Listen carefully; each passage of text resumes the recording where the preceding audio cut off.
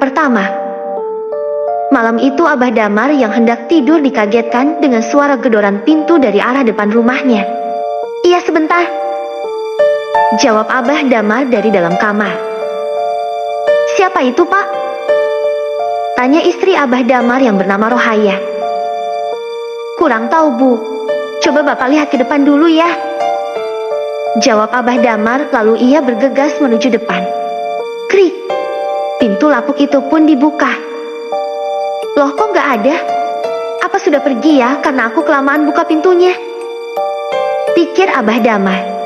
Kemudian Abah Damar pun segera menutup pintu kembali karena angin berhembus dengan kencangnya.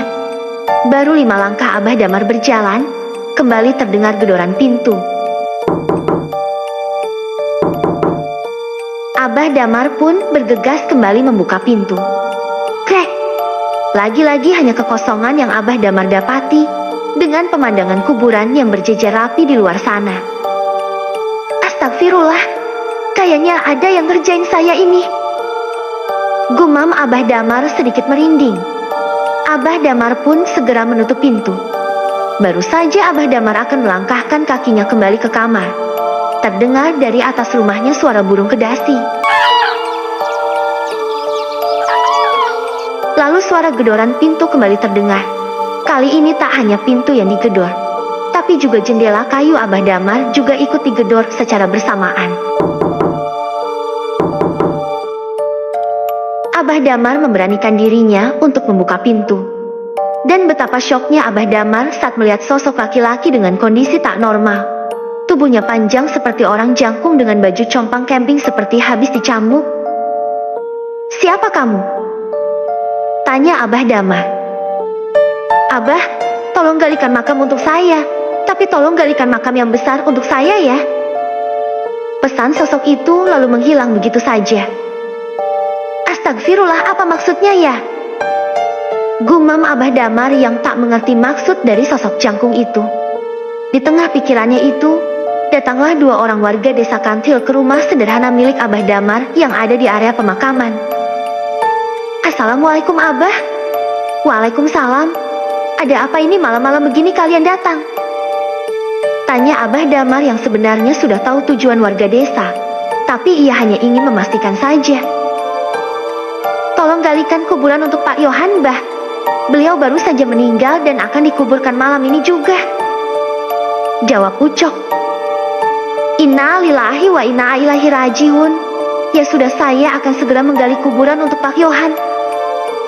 Setelah memberitahu Abah Damar, kedua warga itu pun segera kembali ke desa untuk membantu pengurusan jenazah.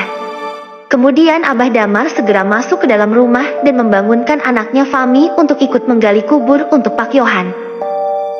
"Lei, bangun. Nggak ada apa, Pak. Fami masih ngantuk ini. Ayo bangun, ada tugas buat gali kuburan," seru Abah Damar. Mendengar kata gali kuburan, Fami langsung membuka matanya lebar-lebar. "Ayo Pak, kapan?" tanya Fami semangat.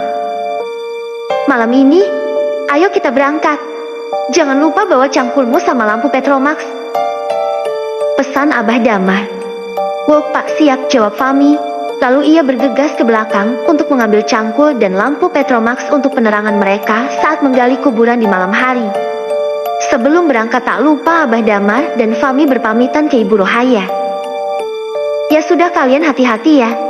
Jangan lupa doa dan dizikir," pesan Bu Rohaya. Setelah itu, mereka berdua melangkahkan kaki menuju area pemakaman yang tepat berada di depan rumah mereka. Sampainya di area pemakaman, Abah Damar dibantu anaknya Fami menggali makam dengan ukuran 180 cm sesuai standar orang Indonesia. Di tengah menggali, Abah Damar dan juga Fami selalu mendengar suara dari balik kegelapan. "Suara apa itu, Pak?" tanya Fami merinding. "Halah, biasa paling penunggu kuburan. Udah, ayo cepat keburu jenazahnya datang," suruh Abah Damar. 2,5 jam akhirnya mereka berdua selesai menggali kuburan untuk jenazah Pak Yohan. "Ha, capek Pak," ucap Fami sambil menyeka keringatnya. "Namanya kerja ya capek. Gak boleh ngeluh harus ilas. Apalagi ini pekerjaan yang mulia." Nasihat Abah Damar pada anaknya. Iya Pak, jawab Fami singkat. Sambil menunggu jenazah Pak Yohan datang, tanpa sengaja mata Fami melihat penampakan sosok tinggi di balik pohon beringin yang ada di area pemakaman. Bahkan tingginya melebihi pohon itu. Pak itu apa di balik pohon beringin? Tanya Fami sambil menunjuk ke arah pohon beringin. Abah Damar memicingkan matanya. Astagfirullah, itu sosok yang tadi Bapak lihat sewaktu di rumah Mi. Tinggi banget sosoknya Pak, udah kayak Monas. Ucap Fami. Sembarangan aja kalau ngomong, kau tegur Abah Damar. Nih kau tegur bapaknya. Fami malah cengengesan. Sosok jangkung yang merasa diperhatikan itu langsung mundur beberapa langkah, masuk ke dalam kegelapan. Tak berselang lama datanglah rombongan pengantar jenazah. Gimana Abah, udah siap makamnya? Tanya keluarga Pak Yohan. Alhamdulillah sudah, jawab Abah Damar. Lalu ia bersama Fami dan Ucok masuk ke dalam liang lahat untuk menguburkan jenazah Yohan. Hati-hati Pak, seru istri Pak Yohan dari atas liang lahat. Tapi saat jenazah akan dimasukkan ke dalam liang lahat, anehnya liang lahat itu tidak cukup untuk jenazah. Loh, kok gak bisa masuk jenazah suami saya, Bah? Tanya istri Yohan diiringi tangisan. Saya kurang tahu, Bu, tapi ini sudah ukuran biasanya. Jelas Abah Damar. Coba digali sejengkal lagi, Pak, agar jenazahnya bisa masuk, usul Ustadz Edem. Baik Ustadz, jawab Abah Damar. Makam pun digali 20 cm lagi, berharap jenazah Pak Yohan bisa masuk. Tapi saat akan dimasukkan kembali, ternyata tetap saja jenazah masih tidak bisa masuk ke dalam. Seolah-olah jenazah memanjang atau bisa jadi liang lahat yang mengecil. Astagfirullah, masih gak bisa masuk Ustadz, seru Abah Damar dari dalam liang lahat. Bagaimana ini Ustadz? Kasihan jenazah suami saya, sahut istri Pak Yohan. Maaf sebelumnya Bu jika pertanyaan saya ini menyinggung Ibu. Sebenarnya apa yang sudah dilakukan Pak Yohan semasa hidupnya, sehingga Bumi saja seolah-olah enggan menerimanya? Tanya Ustadz Edem. Dengan isak tangis, istri Pak Yohan mulai menceritakan semua yang telah dilakukan suaminya semasa hidup. Flashback on. Pagi itu Pak Yohan pergi ke sawah untuk mengatur patok sawah yang baru saja ia beli dari tetangganya. Di sana Pak Yohan melihat sawah baru miliknya lebih kecil dibandingkan sawah milik Pak Denny yang lebih besar. Apa-apaan ini? Masa sawahku jauh lebih kecil? Padahal kemarin aku beli mahal.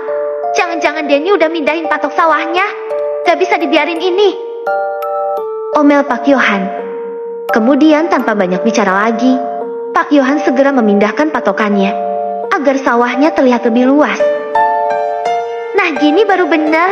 Haha, ucap Pak Yohan diiringi tawa. Tapi aksinya itu diketahui Pak Denny yang akan membajak sawah miliknya. Loh, jangan curang Pak Yohan. Kok bisa-bisanya sampean mindahin patokan sawah? Kau tegur Pak Denny. Lah memang begini adanya kok. Kamu itu yang curang udah mindahin patokan sawah punyaku, jawab Pak Yohan yang tak mau kalah. Jangan ngawur sampean Pak. Mending kita bicarakan masalah ini ke kepala desa saja, ajak Pak Denny. Halah kebanyakan omong kamu dan ucap Pak Yohan lalu. Pak Yohan menghajar Pak Denny sampai babak belur. Kalau kamu sampai mindahin patok sawah ini lagi, aku hajar kamu sampai tewas, ancam Pak Yohan. Kemudian ia pulang ke rumah meninggalkan Pak Denny yang tergeletak di atas tanah sambil bersiul senang. Pak Denny yang diancam seperti itu akhirnya hanya bisa diam dan tak berani mengatakan kejadian barusan pada siapapun. Dan ternyata Pak Yohan tak hanya sekali mengambil hak orang lain, tapi sudah berkali-kali. Dan orang yang diambil haknya hanya bisa diam karena diancam Pak Yohan. Flashback end. Para warga berbisik-bisik membicarakan tentang perbuatan Pak Yohan. Astagfirullah, ternyata Pak Yohan sudah mengambil sesuatu yang bukan haknya, tanya Ustadz Edem memastikan. Benar Ustadz, jawab istri Yohan. Baiklah, apa orang yang diambil haknya itu ada di sini? Tanya Ustadz Edem. Tapi Tapi istri Yohan hanya menggelengkan kepalanya karena mereka yang sudah dizolimi Pak Yohan tak mau datang ke pemakaman suaminya. Ya sudah, kalau begitu besok ibu harus datangi mereka satu persatu untuk meminta maaf atas nama Pak Yohan, lalu kembalikanlah hak milik mereka, pesan Ustadz Edem. Baik Ustadz, jawab istri Pak Yohan singkat. Ya sudah, karena hari sudah semakin malam. Lebih baik tekuk saja kaki jenazah sedikit. Karena tak mungkin jika harus menggali makam lagi, karena akan memakan waktu yang lama. Seru Ustadz Edem. Abah Damar mengangguk, lalu ia menekuk sedikit kaki jenazah agar muat masuk ke dalam liang lahat. Dan alhamdulillahnya jenazah pun bisa dimasukkan ke dalam liang lahat setelah ditekuk sedikit. Setelah selesai menguburkan jenazah Pak Yohan, Ustadz Edem memimpin doa untuk jenazah. Kemudian barulah para warga berbondong-bondong pulang ke rumahnya masing-masing. Sepeninggal para warga, Abah Damar dan juga Fami bergegas pulang ke rumah untuk beristirahat. Bab kedua. Baru saja melangkah, Abah Damar dan juga Fami dikejutkan dengan munculnya bayangan hitam di belakang mereka. Pak, bayangan apa itu di belakang kita? Ucap Fami ketakutan sambil menarik baju Abah Damar. Bapak yang gak tahu Mi, coba kamu yang lihat ke belakang, suruh Abah Damar. Heleh Pak, ya ini definisi bapak durhaka. Masak anaknya yang ditumbalin suruh lihat. Omel Fami. Udah cepet lihat, jangan ngomel aja. Kalau gak, bapak getok kepalamu pakai cangkul, suruh Abah Damar. Halah, iya Fami lihat. Dan saat dirinya menoleh ke belakang, betapa syoknya Fami saat melihat sosok yang begitu tinggi ada di hadapannya. Sosok itu menunduk dan menyeringai ke arah Fami. Tidak hanya itu, sosok jangkung itu seperti mengalungi rantai besar sehingga lehernya terlihat miring karena tak kuat menopang rantai sebesar jangkar kapal. Kabur pada setan, teriak Fami yang sudah kabur duluan meninggalkan Abah Damar. Abah Damar yang hendak lari pun tak bisa karena tiba-tiba saja tubuhnya membeku. Ia pun terus berdoa di dalam hati, berharap sosok itu menghilang. Tapi bukannya menghilang, sosok itu malah berkata, Bah, sakit bah kakiku, kamu tekuk tadi, ucap sosok jangkung itu. Yohan, lirih Abah Damar. Sakit bah, tolong saya bah, tolong lepaskan rantai yang mengikat leherku ini bah, pinta sosok Yohan. Tapi untung saja Fami kembali untuk menjemput bapaknya yang masih diam terpaku di sana. Ayo Pak, ngapain masih di sini aja? Mau main catur? Omel Fami lalu menarik tangan Abah Damar. Mereka berdua pun berlari kencang menuju rumah.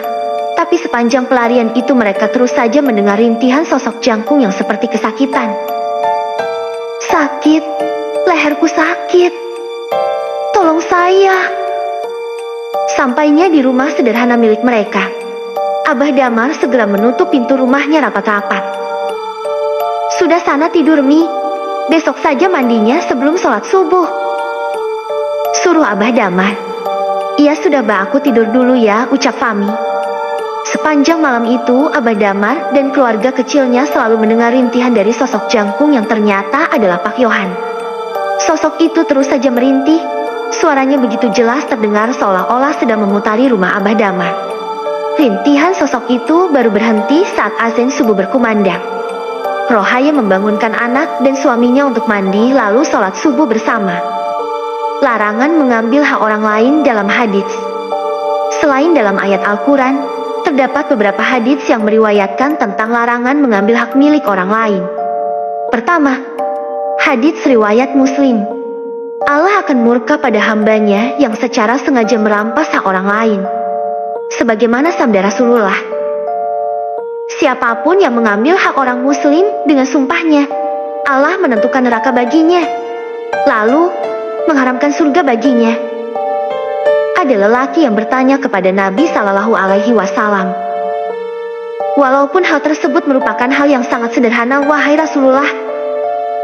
Kemudian Nabi Muhammad Shallallahu Alaihi Wasallam menjawab, walaupun itu sebatang kayu syiwa dari pohon ara. HR Muslim. Kedua, hadits riwayat Bukhari dan Muslim.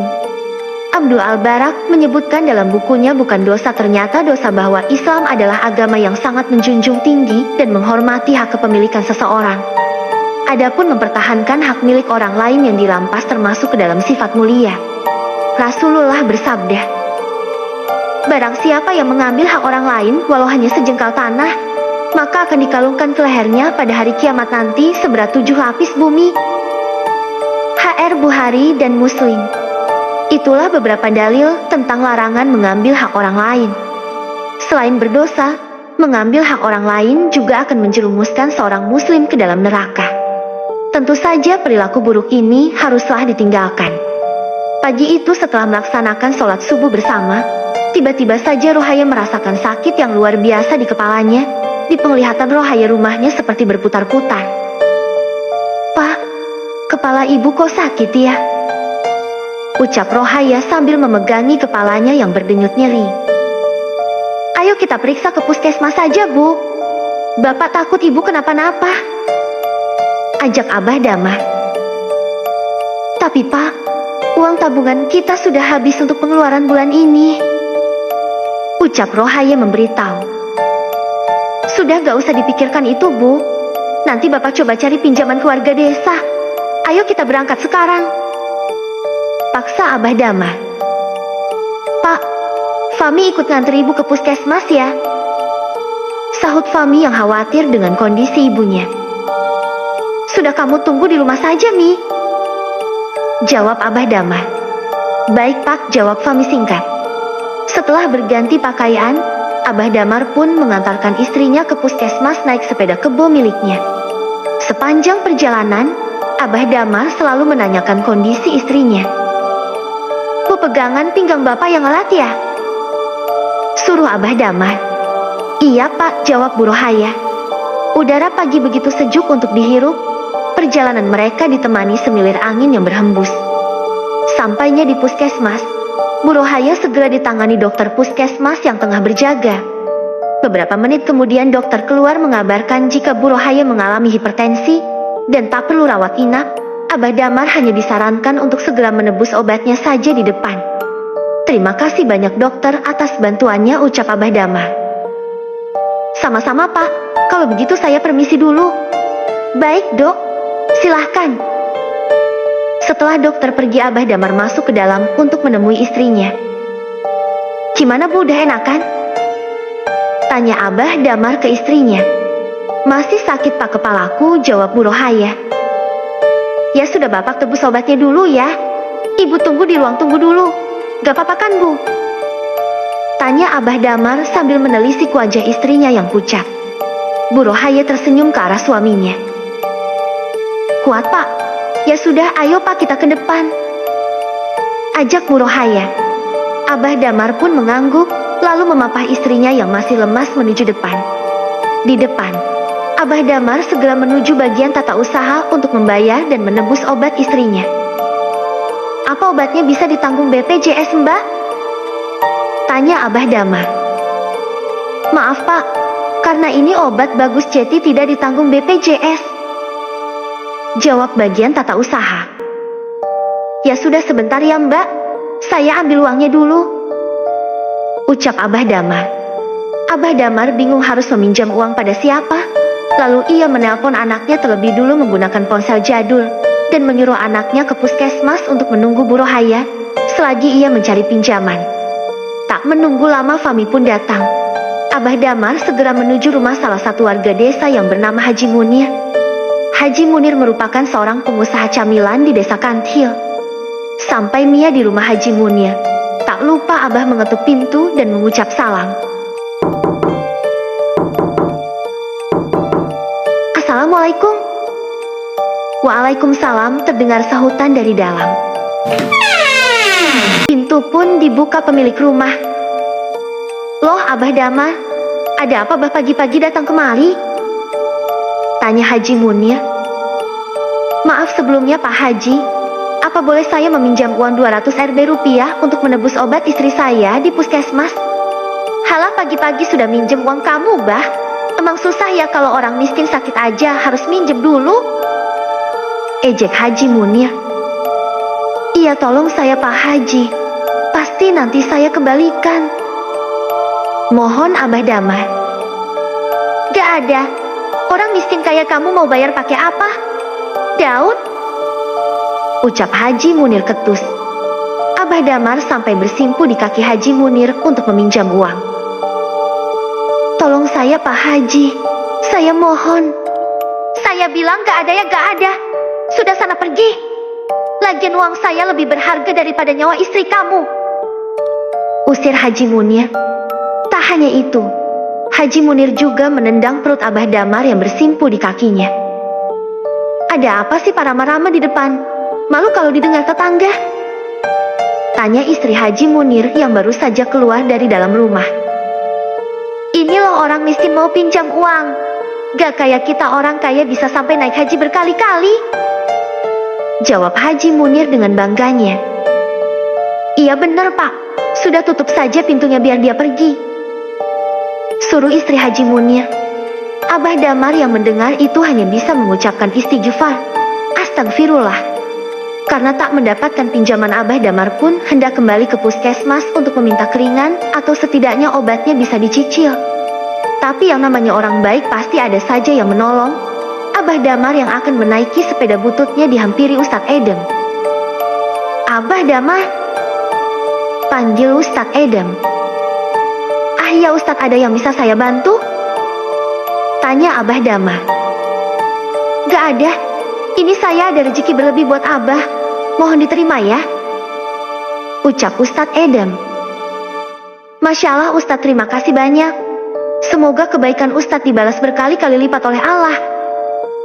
Ucap Abah Damar haru. Amin. Ya sudah, saya pergi dulu ya, mau ke desa sebelah. Assalamualaikum. Iya Ustadz, hati-hati. Waalaikumsalam. Kemudian Abah Damar pun membuka amplop pemberian Ustadz Edem. Alhamdulillah ya Allah, lirih Abah Damar yang melihat uang 300 Rp rupiah di dalam amplop. Abah Damar pun segera menggawa sepeda kebonnya kembali ke puskesmas. Selesai menebus obat, Abah Damar mengajak istrinya itu pulang, lalu menyuruh Fami anaknya untuk membelikan bubur untuk ibunya dan sarapan untuk Abah dan Fami. Siang harinya, kondisi Bu Rohaya berangsur membaik setelah minum obat dan istirahat yang cukup. Sore hari menjelang, setelah melaksanakan sholat Asyar, Abah Damar didatangi Ucok yang mengabarkan jika Haji Munir dan istrinya siang tadi mengalami kecelakaan dan meninggal dunia waktu dibawa ke rumah sakit. Inna lillahi wa inna ilaihi rajiun, ucap Abah Damar yang masih syok, karena baru tadi pagi Abah Damar bertemu dengan Haji Munir dan istrinya. Tolong galikan 2 lubang kubur untuk Haji Munir dan istrinya ya Bah, pesan Ucok. Siap. Habis ini aku sama Fami segera menggali kuburan untuk kedua jenazah. Jawab Abah Damar. Sepeninggal Ucok, Abah Damar segera mengajak Fami yang sedang memasak Indomie di dapur. Halah Pak, Indomiku belum jadi loh, gerutu Fami. Udah nanti aja dimasak lagi. Ayo cepet ambil cangkulmu. Ucap Abah Damar. Fami hanya mengangguk patuh, lalu menuju halaman belakang untuk mengambil cangkul. Abah Damar sengaja tak izin ke istrinya karena ia tak mau mengganggu istirahat Bu Rohaya. Singkatnya, Abah Damar dan juga Fami sampai di area pemakaman. Mereka berdua pun segera menggali kubur untuk jenazah Haji Munir dan juga istrinya, ditemani semilir angin sore yang mampu membuat pohon di area pemakaman melambai-lambai. 2 jam mereka menggali kubur tapi